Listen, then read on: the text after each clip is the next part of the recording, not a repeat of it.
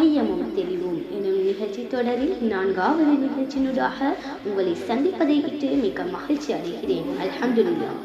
அந்த வகையில் இந்நிகழ்ச்சியினூடாக உங்களோடு நோன்பின் சுன்னத்துக்கள் பற்றி பகிர்ந்து கொள்ளலாம் என நினைக்கிறேன். நோன்பின் சுன்னத்துக்கள் 7 ஆகும்.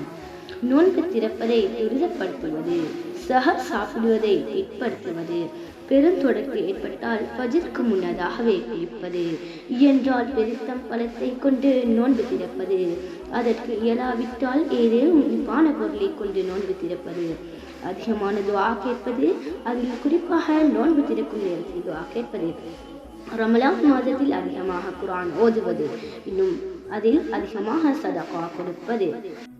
நான் இன்று உங்களோடு நோன்பின் சுன்னத்துகள் சம்பந்தமான பாடத்தை பகிர்ந்து கொண்டேன். தொடர்ந்தும் இன்னும் பல விடயங்களை தொகுத்து வழங்க உள்ளேன். மீண்டும் ஒரு நிகழ்ச்சியில் உங்களை சந்திக்கும் வரை உங்களிடம் இருந்து விடைபெறும் நான் புகைமாறி பாய்த்துள்ளா. வஸ்ஸலாம்.